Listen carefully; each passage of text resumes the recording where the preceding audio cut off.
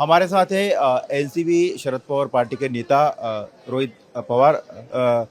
रोहित जी, जिस तरह से मुंबई पुणे एक्सप्रेस वे इतना बड़ा हाईवे है और वहां पर गड्ढे पड़ गए हैं बारिश के कारण, और गड्ढों के कारण लगातार गाड़ियां पंचर हो रही है, कुछ भी बड़ी दुर्घटना हो सकती है। मुंबई में बारिश में तो दुर्घटनाएं लगातार घट ही रही है।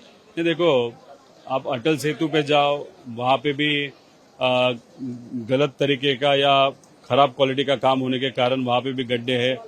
मुंबई में मेन जो रास्ते हैं वहां पे गड्ढे हैं, उसी के साथ ये जो कनेक्टिंग रोड हुए हैं वहां पे भी गड्ढे आप सबको देखते हैं। एक्सप्रेस वे पे वो परिस्थिति है और उसमें जो कॉमन मैन है उसको बहुत बड़ी अड़चन हो रही है। कल जो आपने वीडियो बताया उसमें पानी उस गड्ढे में होने के कारण जो भी गाड़ी उसके अंदर जा रही थी वो पंचर हो रही थी, तो उसके कारण लोगों को बहुत बड़ी तकलीफ है। मतलब एक बाजू को आप खुद को वहां पे इंफ्रास्ट्रक्चर मैन बोलते हो और उसमें अगर ये सरकार पैसा खा रहा है, भ्रष्टाचार हो रहा है, गलत तरीके का काम हो रहा है, तो कहाँ ना कहाँ तो भी जो तिजोरी है, जो ट्रेजरी है, जिसमें गरीबों का पैसा इस सरकार के पास है, उसका इस्तेमाल सिर्फ और सिर्फ पक्षों को पैसा मिलने के लिए और खुद का घर भरने के लिए ये सब नेता कर रहे हैं, ऐसे हम सबका कहना है। तो जी, जिस तरह से राम मंदिर को लेकर लगातार वहां पर जो जांच चल रही है, राजनीति भी काफी गर्मा गई है। उद्धव जी ठाकरे इन्होंने कहा है कि वो अब मुंबई में इसके खिलाफ महाराष्ट्र भर में आंदोलन करेंगे, मंदिरों तक जाएंगे। बीजेपी उनको पाकिस्तान का एजेंट बता रही है।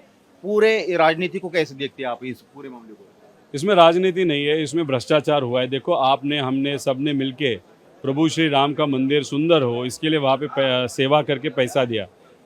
3,500 करोड़ रुपए वहाँ पे इकट्ठा हुए और अभी जो हमको पता चल रहा है उसमें 40% पैसा ये भ्रष्टाचार में वहाँ पे गया है। उसके साथ जो भी दान नेकलेस हो, हीरे हो या सोना हो, उसके माध्यम से भी जो मिल रहा था उसमें भी बहुत बड़ा भ्रष्टाचार हुआ है। वहां पे क्या हो रहा है, छोटे लोगों के ऊपर कार्रवाई हो रही है, लेकिन जो ट्रस्टीज है उनके ऊपर कार्रवाई नहीं हो रही। अगर वहां का ट्रेजरर देखो, गगनगिरी महाराज करके है, बहुत पैसा खाया ऐसे लोग कहते हैं। अभी वो ट्रेजरर है लेकिन वो भाग गया। क्यों भगाया गया, क्यों उनके ऊपर कार्रवाई नहीं हो रही? क्योंकि मोदी साहब को उन्होंने पानी पिलाया था। अभी वहां पे बहुत बड़ा भ्रष्टाचार हुआ, छोटे लोगों को वहां पे कार्रवाई हो रही, ट्रस्टीज के ऊपर कार्रवाई नहीं हो रही। तो हमारी मांग है ट्रस्टीज के ऊपर कार्रवाई होनी चाहिए। उसके बाद उज्जैन में भ्रष्टाचार हुआ, अभी महाकुंभ जो अभी नासिक में होने वाला है वहां भी भ्रष्टाचार हुआ। तो ये भाजपा क्या कर रही है कि खाने के दांत और दिखाने के दांत अलग है, ऐसे हम वहां पे कह सकते हैं। उद्धव जी कह रहे हैं कि हम आंदोलन करेंगे, मंदिरों में जाएंगे, वहां राम रक्षा पढ़ेंगे, हनुमान चालीसा पढ़ेंगे। नीतीश राणे जो कैबिनेट मंत्री है वो कह रहे हैं कि हम गोमूत्र से साफ करेंगे उनके जाने के बाद।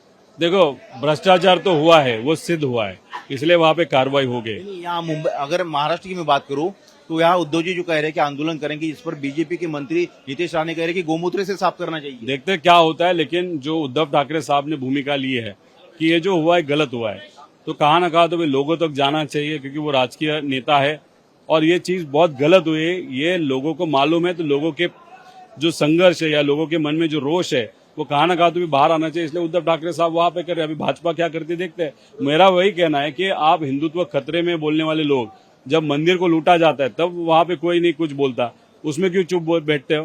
तो एक बाजू को आप इलेक्शन के पहले हिंदुत्व की बात करते हो, इलेक्शन होने के बाद आप वहां पे मंदिरों को खाते हो या पैसा खाते हैं वहां पे। ये जो दूध अपनी भूमिका है वो गलत है। तो पेपर लीक हुआ था टीईटी का, उसके बाद सदन में मामला एक दिन उठा, लेकिन इसके बाद अभी जांच चल रही है। 7 लोगों अब तक गिरफ्तार किया गया है। अलग अलग लिंक सामने आ रहे हैं कि जम्मू कश्मीर से लेकर हरियाणा से लेकर बिहार से लेकर।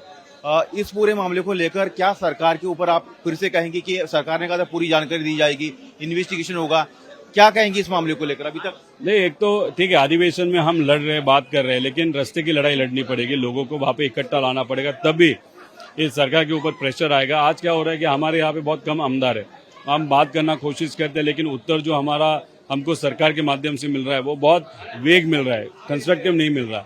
लेकिन कार्रवाई हुई है ठीक है, लेकिन पेपर क्यों फूटा वो भी समझने की जरूरत है। उसी के साथ आप बोल रहे हो ऑनलाइन पेपर हम लाएंगे, ऑनलाइन में तो सबसे ज्यादा भ्रष्टाचार होता है।